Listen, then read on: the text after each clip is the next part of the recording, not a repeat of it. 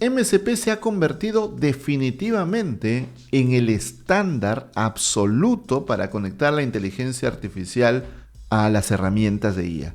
No es humo, no es moda, está completamente probado. Es lo que tienes que aprender, es el futuro de la programación y lo puedes aprender en EDTeam definitivamente, ¿no?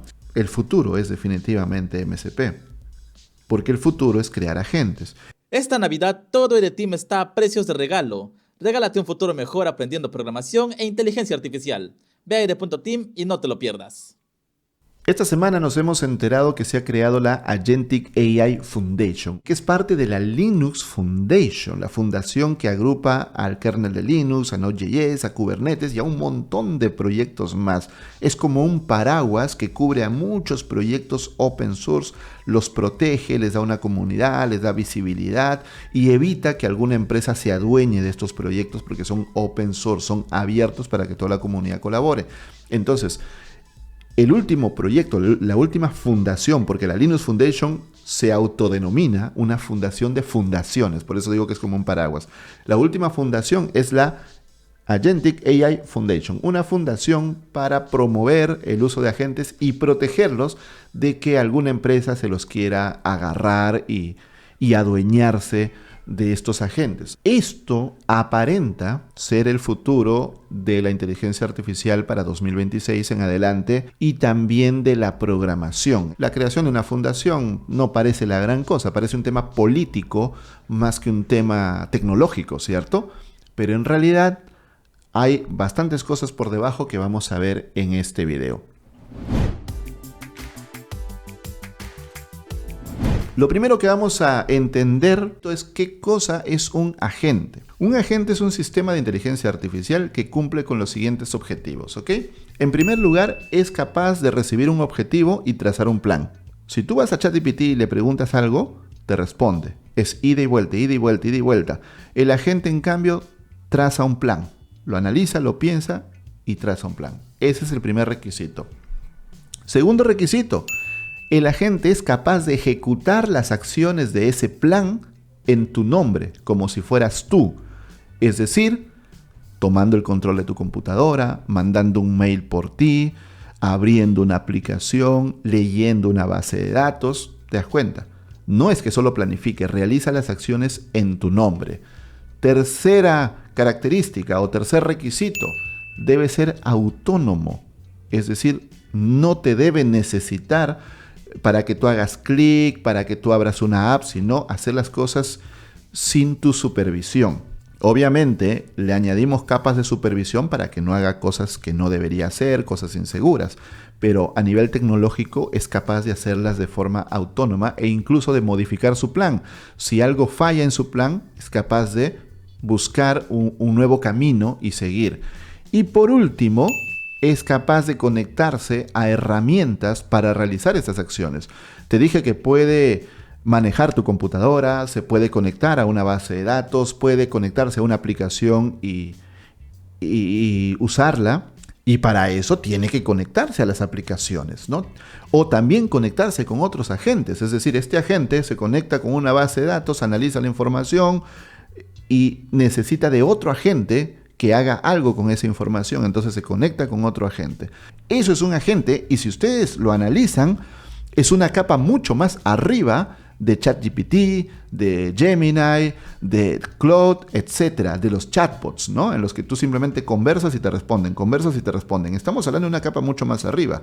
Obviamente los agentes usan Claude, usan GPT-5, por ejemplo, usan Gemini, por supuesto, usan LLM por debajo, pero la forma en que están construidos es para que cumplan estos 4 requisitos. Entonces es la siguiente etapa de la inteligencia artificial. Y este año, 2025, como ya lo vimos el lunes en el recuento del año, los agentes han explotado. Este año ha sido el año de los agentes. Te pongo algunos ejemplos.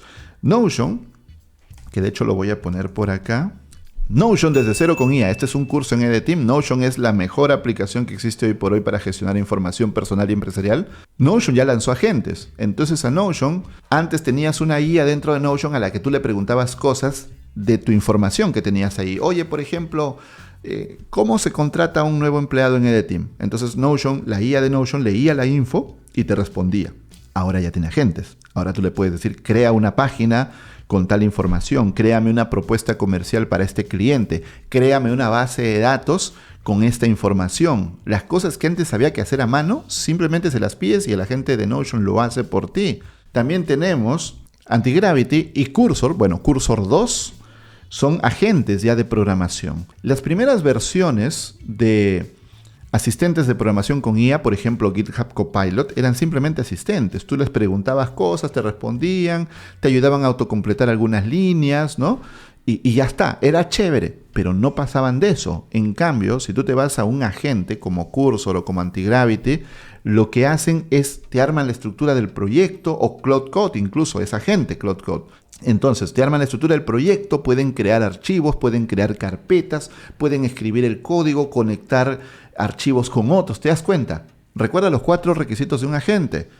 Puede trazar un plan, realiza las sesiones de ese plan en tu nombre, es autónomo y se conecta a herramientas. Esos 4 requisitos definen a un agente. Entonces, este año ha sido el de los agentes. Entonces, 2026 va a ser un año en que los agentes van a explotar. Por supuesto que sí. Pero eso trae un riesgo. El riesgo de que cada empresa lo haga a su modo. Y luego no haya un consenso. ¿Y quiénes sufren cuando no hay un consenso? Los programadores. Nosotros sufrimos porque hay que implementar para Claude. Listo. Hay que implementar para Gemini. Ay, Dios mío, otra implementación. Hay que implementar para OpenAI. No puede ser. Otra implementación. Hay que implementar para Grok. Hay que implementar para DeepSeek. Y es como, ya, párenle, ¿no? ¿No me crees? Eso pasó en los años 90. En 1989, un man llamado Tim Berners-Lee, un científico del CERN, crea la web, crea HTML y el protocolo HTTP para conectar documentos. Hasta ese momento los documentos eran separados. Ahora tenemos algo mágico que se llama link, ¿cierto? Tú dices, pasa el link cuando quieres ver algo, ¿no? Y le das clic al link y ese link mágicamente te lleva a un lugar con lo que tú quieres ver. Esa cosita, ese link, es magia pura. Ese link cambió el mundo. Sin ese link los documentos no estarían conectados. Es como un portal mágico que te lleva a otro lugar. Eso se creó en el 89 como un tema de laboratorio. Salió al público en el 91 y luego en el 92, 93, no me acuerdo bien el año, sale Netscape, el primer navegador de la historia. Implementa HTML y crece tanto que en el 94... año y medio después de lanzado, sale a la bolsa y es la salida a la bolsa más exitosa de la historia hasta ese momento. Microsoft, cuando ve eso, dice, ¡ay! Se me pasó. Lo nuevo es la web. Entonces, como Microsoft tiene mucha plata, crea Internet Explorer para ponerse al día y empieza la batalla de los navegadores, en la que Netscape pierde porque pues, Microsoft tiene mucho más dinero. El punto es que en esta época Netscape lanzaba sus propias etiquetas HTML, o sea, se inventaba sus etiquetas, Microsoft se inventaba sus etiquetas HTML, y a los dos les valía gaber las especificaciones. O sea, en esos tiempos había que desarrollar para los dos navegadores. En serio, había que poner etiquetas con fallbacks para Netscape, para Internet Explorer. Yo no viví esa época, yo viví la época de finales de los 90, 2000, cuando llega Firefox, ¿no? Cuando ya Netscape había muerto. O sea, yo usé Netscape, pero como usuario, no como desarrollador. Pero bueno, el punto es que como no les importaba y los desarrolladores sufrían y no había forma de crear un sistema estándar, se crea la W3C. La W3C es un consorcio que hasta el día de hoy sigue existiendo para definir el estándar HTML y todas las APIs alrededor de HTML, que son una enorme cantidad de APIs que dan vida a la web que hoy conocemos. De hecho, sin la web, la IA no sería lo que es hoy, porque todo lo que hacemos es por web. No solamente web frontend, sino web backend, ¿no? Los endpoints, por ejemplo, pues son tecnologías web, servicios web. Mucha gente no se da cuenta de la importancia de la web. Entonces se crea la W3C para que haya un estándar. Igual no les importaba a Netscape y a Microsoft porque seguían peleando, pero poco a poco la W3C empezó a fijar más estándares hasta que eventualmente empezaron a respetarse. tampoco es mágico, tampoco es que crean la W3C y ya los van a respetar, ¿no? Es como decir que porque se crea la Real Academia Española, ya nadie va a tener faltas de ortografía. No, pues no es tan sencillo, ¿no? Pero no solamente eso, sino que en 1996 Netscape lanza JavaScript, un lenguaje de programación dentro del navegador, y ahí mismito Microsoft lanza JScript, su versión de JavaScript. Empieza lo mismo.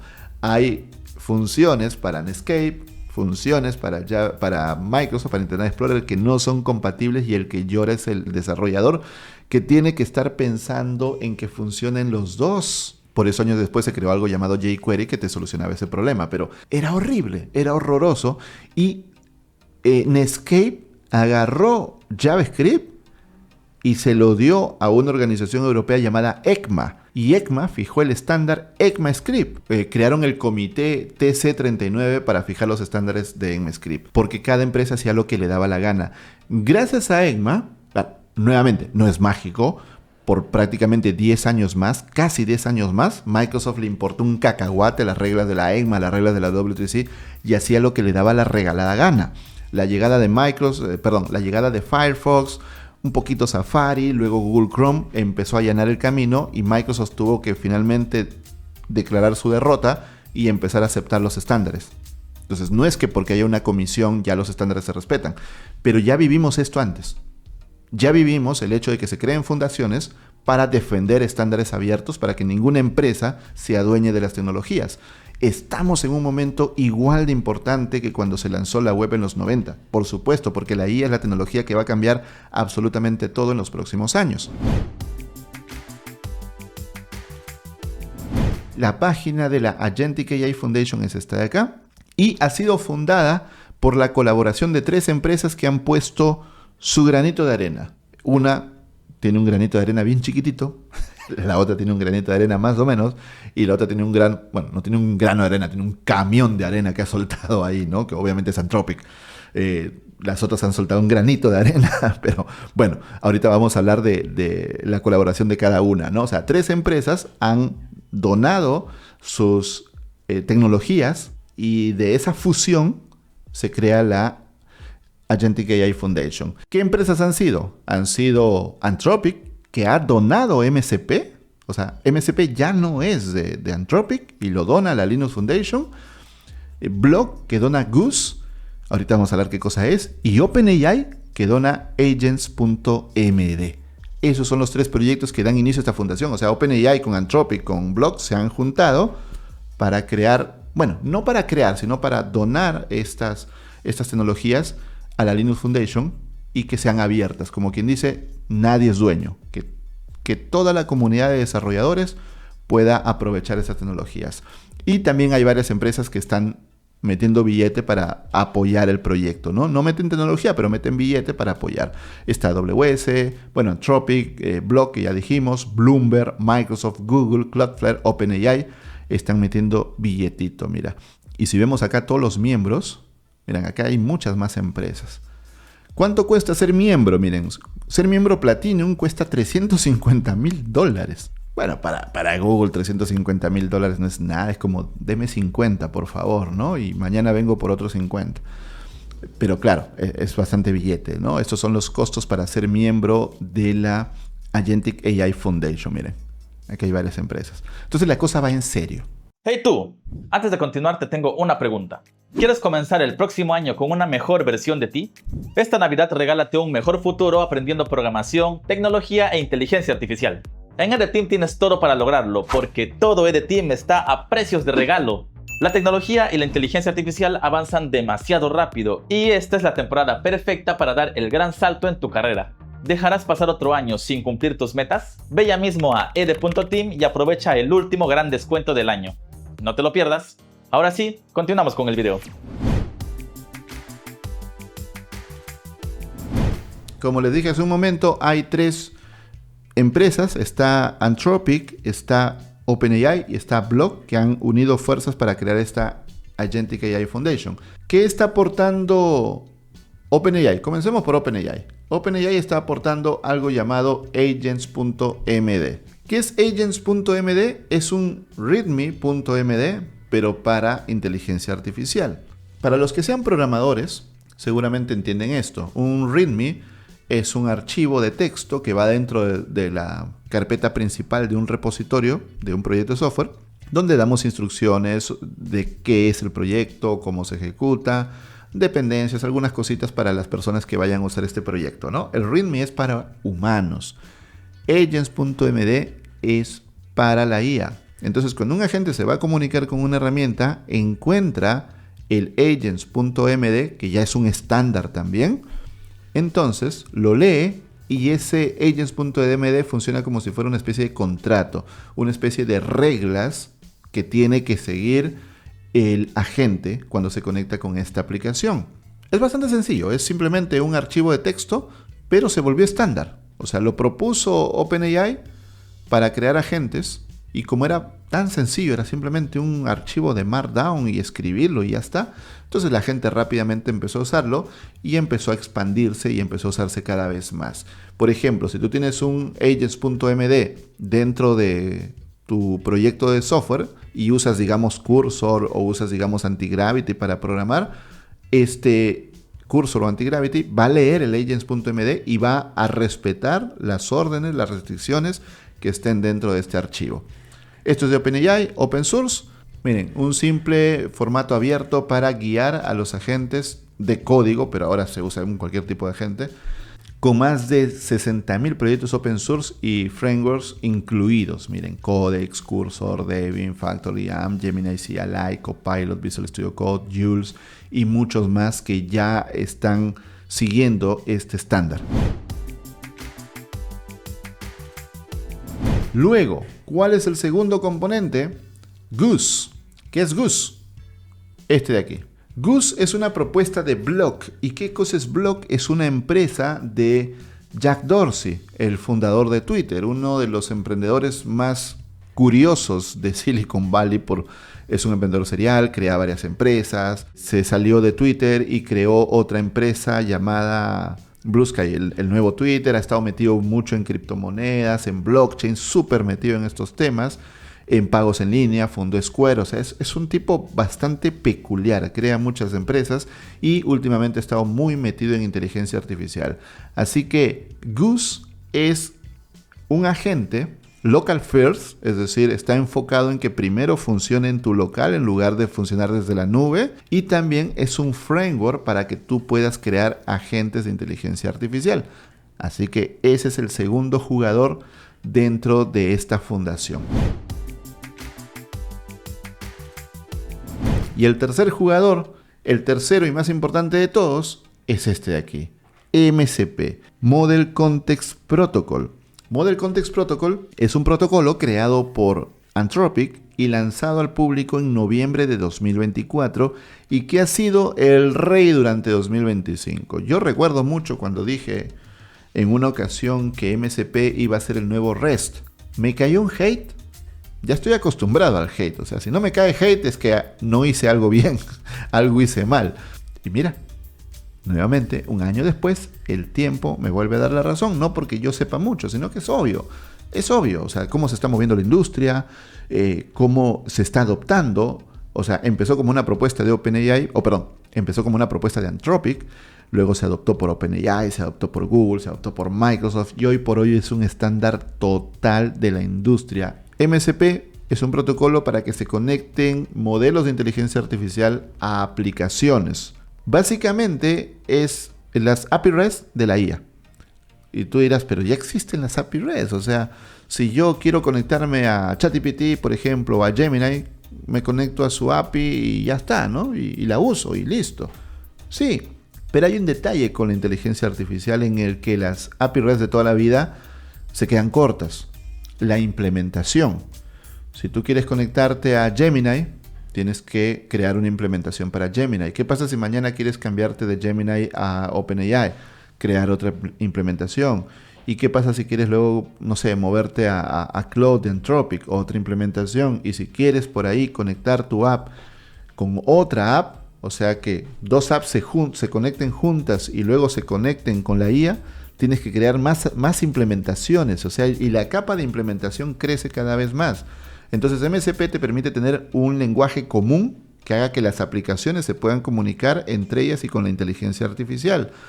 Con MCP podrías hacer cosas tan locas como pedirle a una base de datos, entrégame una lista de ventas de la última semana, así, en lenguaje natural, sin escribir una sola línea de SQL. Y MCP se conecta a la base de datos, escribe el SQL y te devuelve la información. No es RAG, realmente está ejecutando las funciones. Ha habido gente haciendo cosas muy locas con MCP, por ejemplo, creando diseños completos en Figma, haciendo animaciones o gráficos 3D en Blender. O sea, prácticamente tú le das órdenes a las aplicaciones en lenguaje natural. Tú podrías decirle, digamos, a un MCP de EDTeam, decirle, oye, ¿qué cursos vi la semana pasada? Le preguntas en lenguaje natural y no hace una consulta tipo RAG, es decir, no lee los documentos, sino que realmente se conecta a la base de datos y realmente te trae la data que es. Es una maravilla. Entonces, yo dije que MCP es el nuevo REST porque los programadores trabajan mucho con REST, pero de acá en el futuro van a trabajar muchísimo con MCP, tanto consumiendo como creando, ¿no? Porque MCP tiene dos partes. El servidor, donde tú expones los datos, y el cliente. El cliente es la app que tú creas para conectarte a los servidores. Entonces, en lugar de buscar la API, digamos, de Figma, por poner un ejemplo, en lugar de buscar la API de Figma, ahora buscarías su servidor MCP. ¿Cuál es el servidor MCP de Figma? Listo. Te conectas, creas tu cliente MCP y te conectas y ya estás conectado con Figma. Si quieres saber más de MCP, pues ve al curso que tenemos en EDTeam porque está con descuento de Navidad. Curso MCP, conecta la inteligencia artificial con todo, editado por el tío Alexis. El mejor curso de MCP que tenemos en español. Y si no me crees, estás en tu derecho. Ve a ver las primeras clases gratis, porque las primeras clases son gratis en EDTeam para que tú mismo compruebes la calidad de la explicación de este curso. Entonces ahí puedes aprender MCP. Y MCP se convirtió en un estándar, o sea, fue una propuesta y se convirtió completamente en estándar, cerrándole la boca a todo el mundo que decía que era un buzzword, que era humo, que no funcionaba y que no sé qué. De hecho, miren, voy a abrir una imagen por acá. Esta es la infografía que lanzó Anthropic por el año de MCP y pues yo le dije a Gemini, oye, convierte esta infografía con el estilo de las infografías de EDTeam. Así nomás. No le di un ejemplo, no le dije, oye, esta infografía conviértelo a este estilo. No, simplemente le dije al estilo de EDTeam. Bueno, un año de MCP. Miren, en noviembre de 2024 salió la primera versión de la especificación con soporte solamente en Cloud. Luego, entre diciembre de 2024 y febrero de 2025 empezó la adopción. Miren, adopción temprana por Cursor y otras herramientas de IA. Cursor fue de las primeras que apostó por MCP, o sea, era bastante temprano, recién se estaba conociendo. MCP es presentado en el AI Engineer Summit para el inicio del año. Miren, ya tiene más de 2.000 servidores públicos MCP. Recuerda que los servidores MCP son como las APIs, las APIs que tú te conectas para hacer tus proyectos, ¿no? Entre marzo y mayo de 2025 tenemos la segunda versión de la especificación. Miren, que trae autenticación empresarial, streaming, HTTP, contenido multimodal. Ahí se empiezan a sumar más empresas. Se empieza a sumar ChatGPT, Gemini, Microsoft. Fíjate, ya grandes se empiezan a sumar porque dicen, oye, esto está bueno, ¿para qué crear otro nuevo? Usémoslo, es open source, usémoslo. Miren, también se suman Google, Microsoft, AWS, OpenAI. Se comprometen a colaborar, es decir, ya no solamente a usar MCP, sino a colaborar en su desarrollo. Esa es la magia de los proyectos open source, que todos colaboran para que mejoren. No solamente una empresa, ¿no? Todos empiezan a colaborar. Miren, más de 1.000 personas se registran para la MCP Night en San Francisco, un evento para MCP. Ya tenemos 4.000 repositorios, ya tenemos 4.000 servidores MCP públicos para esta fecha. Entre junio y julio de 2025 se lanza la tercera versión de la especificación que tiene resultados estructurados, resultados interactivos y seguridad reforzada. Miren, Cloud lanza el directorio MCP con los conectores que tiene Cloud. Más de 2.000 personas participan en el hackathon de MCP Agents Para octubre, acá ha tenido algunos problemas Gemini, MSP Dev Summit se agota en Londres, alojamiento empresarial MSP disponible en Google Cloud, Azure y Cluster. Esto me encanta, es decir, pasamos de que Cursor apueste por MSP a que luego ChatGPT, Gemini, Copilot le den soporte, luego que Google, Microsoft, AWS se comprometan en su desarrollo y para octubre ya lo tenemos en nube. Es decir, en Google Cloud, en Azure, en Cloudflare, luego viene AWS también, ya lo tienen soportado en nube como servicios de nube para la gente que decía no, que es puro humo, MSP es humo.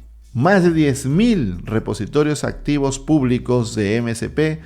Para noviembre y diciembre tenemos la cuarta versión de la especificación que tiene tareas asíncronas, acá dice descubrimiento empresarial, etc. 97 millones de descargas mensuales del SDK con Python y TypeScript, imagínense. Y MSP se une a la Linux Foundation.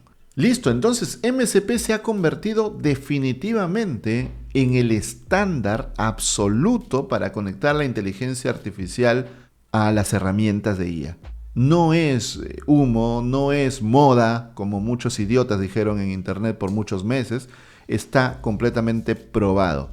Es lo que tienes que aprender, es el futuro de la programación. Y lo puedes aprender en EDTeam definitivamente, ¿no? ¿Qué significa todo esto de la Agentic AI Foundation para los programadores para 2026 y los años que vienen? En primer lugar, significa estándares. Y los estándares son una gran noticia para los programadores, porque significa que programamos una sola vez. No tenemos que estar programando 2, 3, 4, 5, 6 veces o más según el vendor, según el proveedor. Imagínate que tú te tuvieras que conectar con Gemini y luego conectarte con Grok y tal. Estar creando implementaciones para cada uno sería horrible para los desarrolladores. No, ahora va a ser estándar. Bueno, eso es lo que se promete, porque ya como vimos con HTML y con JavaScript, pues que exista una fundación no garantiza completamente que las empresas lo respeten. Pero yo creo que a los tiempos que corren, porque no es lo mismo los años 90, cuando no había internet, o sea, había pero muy básico, al día de hoy que hay una exposición brutal de comunicación por internet. Yo creo que es más difícil que al día de hoy alguien simplemente se zurre las reglas, ¿no? Es más difícil, o sea, quedaría muy obvio que a una empresa simplemente no le importa por beneficio. Otra ventaja es que no quedarías casado con un proveedor. Esa es una de las cosas que me gusta mucho de la inteligencia artificial actual, ¿no? O sea, tú podrías crear tu aplicación con un modelo de IA, digamos Gemini, y si mañana no te gusta, pues lo cambias a Claude, sin tener que reescribir todo el código. Y además, podrías tener infraestructura, es decir, ya apoyarte en la infraestructura que existe tipo AWS, tipo Azure, tipo Google Cloud, que ya tienen servicios que incluyen MSP. El futuro es definitivamente MSP, porque el futuro es crear agentes. Hay varias capas de los agentes, varios requisitos de los agentes, ¿no? 4 requisitos. Lo he dicho muchas veces, pero para que se les quede. Requisito número 1, que la gente pueda recibir un objetivo y crear un plan. Requisito número 2, que ejecute ese plan en tu nombre. Requisito número 3, que sea autónomo, que no te necesite. Y requisito número 4, que se conecte a herramientas. Entonces, tenemos Goose. Goose se está convirtiendo en un orquestador de agentes, lo que significa que va a poder, aún no lo puede hacer del todo, pero el futuro promete que va a poder orquestar agentes, es decir, ayudarte a conectar agentes unos con otros y que trabajen orquestados. Luego tenemos Agents MD para darles reglas específicas a los agentes que tengan que seguir. Y tenemos MSP para conectar a los agentes con herramientas. ¿Qué les parece?